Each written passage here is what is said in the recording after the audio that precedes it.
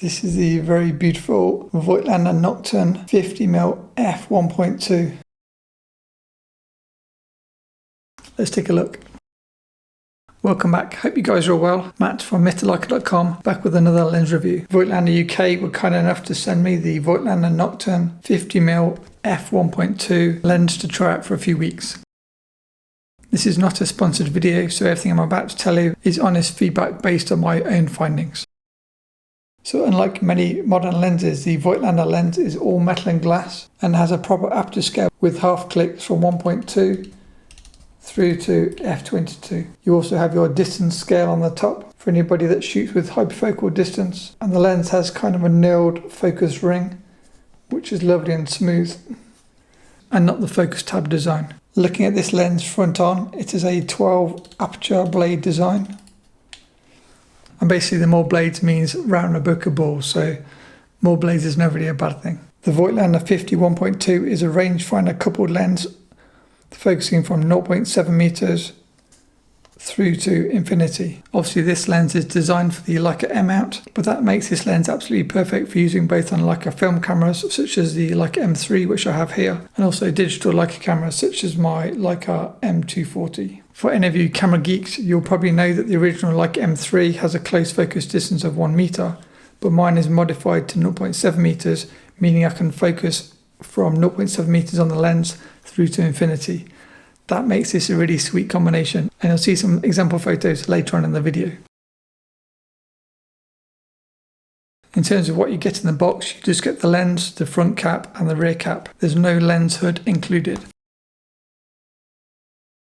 You'll see some example portraits towards the end of this video, but this photo of this car gives you an idea of the beautiful saturated colours you get straight out of camera. The colours have not been tweaked. This is literally straight out of camera, shot in RAW and then kind of reduced size, sharpened in Lightroom. So this lens does capture really kind of vibrant, saturated colours. In terms of the colour tone, I'd say the Voigtlander 1.2 renders slightly cooler than the Leica Summilux 1.4. I just happen to have both those lenses, so I did a kind of a side-by-side comparison. And I'd say the Leica is slightly warmer and the Voigtlander is slightly cooler, but definitely not like blue looking. I'd say the Voigtlander is kind of natural looking, so no complaints. Talking of colour, we should also look at chromatic aberration, which is kind of the purple fringing you sometimes see on highlights. I notice if you look carefully, there is slight purple fringing, but it's very minimal. And because I shoot black and white, I would never normally notice this in a normal situation. And so for that reason, I've never mentioned it in any of my other videos. So this lens might be much better in that respect than many of the lenses I've tested. I've just never really looked for it before because, as I say, I shoot black and white, but I wanted to mention it for anybody that shoots colour and is looking to buy this lens. Now, in terms of lens flare, I'd say the 50mm 1.2 behaves quite similarly to the 40mm 1.2. I'd say there are three types of flare. There's kind of veiling flare, where if you shoot the lens wide open at the sun, you'll get kind of a lower contrast kind of look. Maybe a bit more washed out, but it still retains details in the shadows.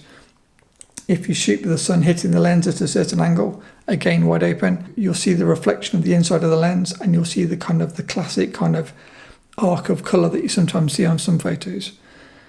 What I noticed was once I stopped the lens down to around f2.5, that went away. So you only really see it wide open from kind of my testing. And then the third type of flare is a bit more crazy. Because I normally shoot black and white, I wouldn't really have seen this to the full effect, and it would have just looked like maybe nice flare.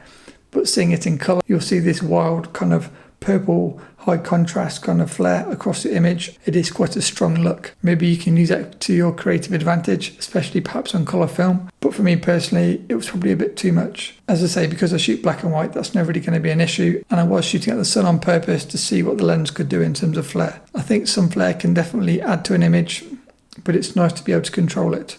Obviously, if you get a lens hood, that will help cut down on the flare. I forgot to mention, being a 12 blade design, you can obviously create very nice sun stars shooting at the sun, as seen in this image. Now again, like the 40mm 1.2, if you shoot the lens at 1.2, you get a really beautiful kind of glow effect, which is maybe something you might think of when you think of vintage Leica lenses, the Leica glow as they used to call it. But obviously it's true of many vintage lenses.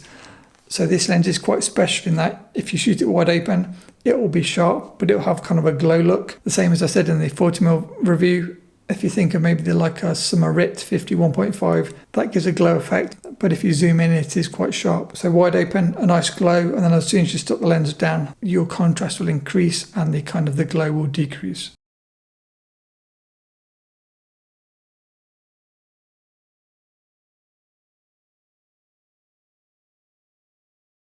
So that'll give you a modern look stop down and kind of a classic look wide open. And then in terms of sharpness, obviously the more you stop the lens down, the sharper it's going to get. And this is a really nice sharp lens. So even at 1.2, it's more than usable for portraits on digital.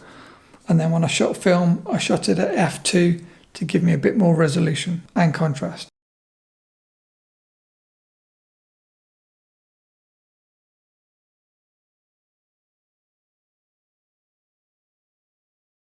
Now in terms of size, this is quite a kind of fat barrel design lens. It has a 52mm front filter thread, which is a lot fatter when you compare it to the front of the Summilux. And then if you look from the side, the Summilux is taller, but more of a narrow design, if you can see that. I'm showing you the Summilux because the Summilux is kind of as good as it gets when it comes to fast 50s from my testing. We'll look at that a bit more at the end of this video. So in terms of weight, the 51.2 weighs 344 grams, which is 12.1 ounces.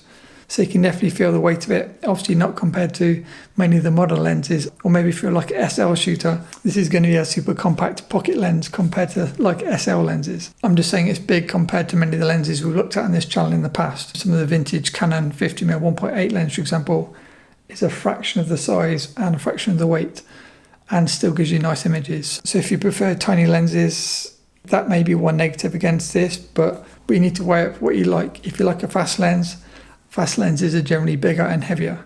If you've not seen my Leica Nokton review, that lens is heavy and big, but it gives you an f1 aperture, the version I have. This lens is not as big and not as heavy, and it gives you a 1.2 aperture and is sharper wide open. So this comes with fast lenses.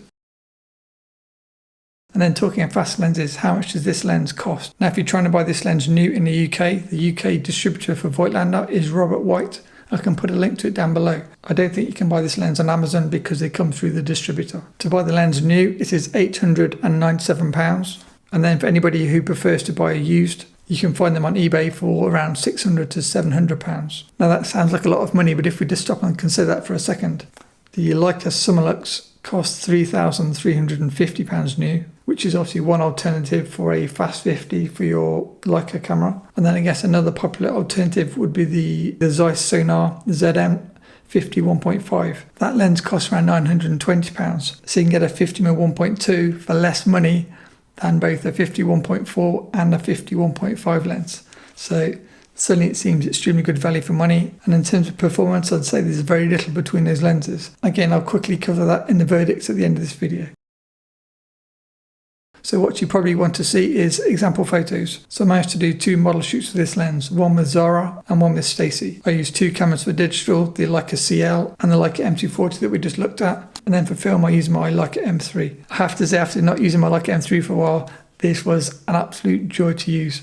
I had like smile from here to here, and I shot through the roll within an hour, which may sound like ages, but in film terms, that's quite quick for me personally. It obviously helps if you've got an amazing model, but that's the fastest I've shot a roll of film for a long time, just because the camera and the lens together just did exactly what I needed, and I was just blasting through the film, and I was like, this is amazing.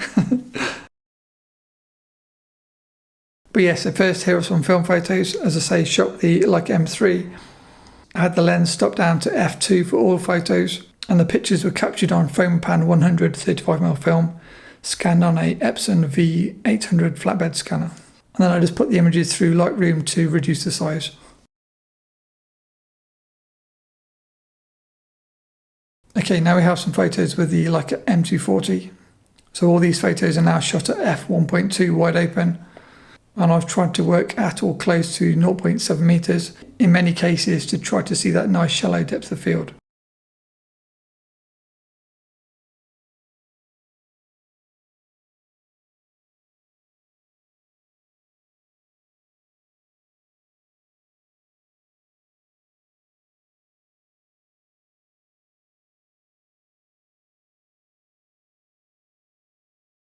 And then lastly, here are some photos taken with the Leica CL, again shot at f1.2 and working close to my models. You can see even on an APS-C crop sensor camera, you can still create really beautiful shallow depth of field with a 1.2 lens.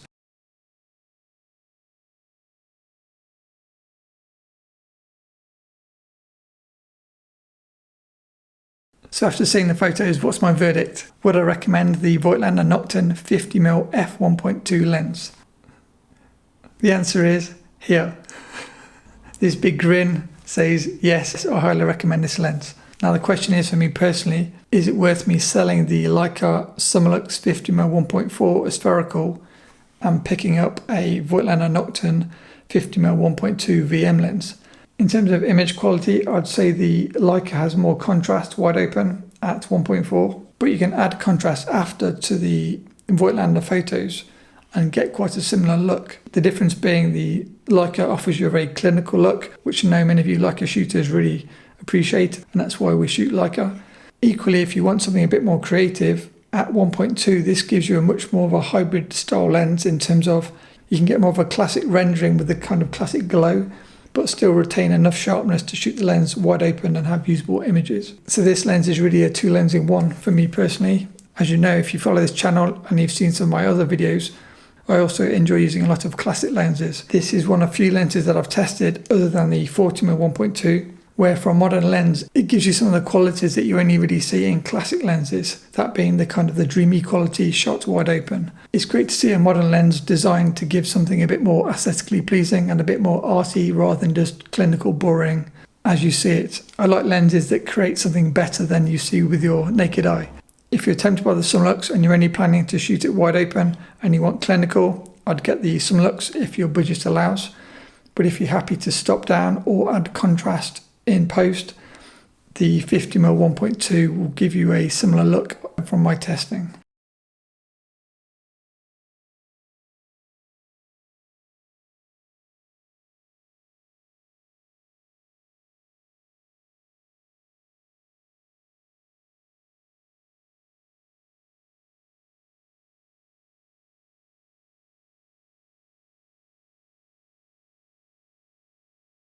And then, as I say, another lens you may want to consider is the Zeiss Sonar 50mm 1.5 lens, which I used to own.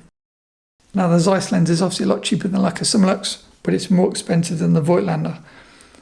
The advantage of the Voigtlander over the Sonar is the Voigtlander focuses to 0.7 meters, the Sonar focuses to 0.9 meters. Both of them are roughly the same weight, 344, 350 grams. And obviously the Nokton gives you 1.2 widest aperture versus 1.5. The only real benefit of the Sonar is it's a smaller design. I think from memory it's 46mm front filter thread, and obviously this is 52mm. So overall this wins because it focuses closer, it gives you a wider maximum aperture, and the weight is similar to the Sonar.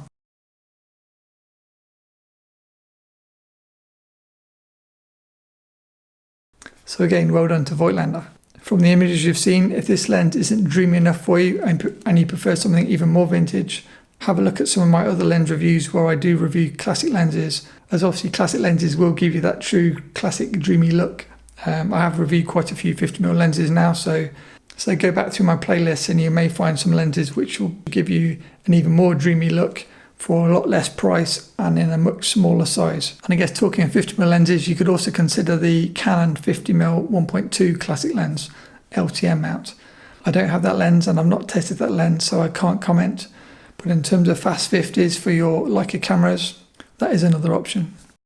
I think that's all I've got for you today. A big thanks again to Voigtlander UK for sending me this lens. And as I mentioned in my Voigtlander 40mm video, if you'd like Voigtlander to send me more lenses for me to test to share with you guys, please smash the like button and we can use the likes on this video as a poll as to whether or not you guys want to see more reviews of more Voigtlander lenses. Voigtlander have been producing some amazing lenses in recent years, so there are definitely a lot more lenses I'd like to share with you guys. If you enjoy gear reviews, feel free to subscribe because I review a lot of lenses and cameras on this channel and have plenty more to come. A big thank you if you watched to the end of the video and a huge thanks to my patrons. Enjoy the rest of the day and see you in the next video. Bye.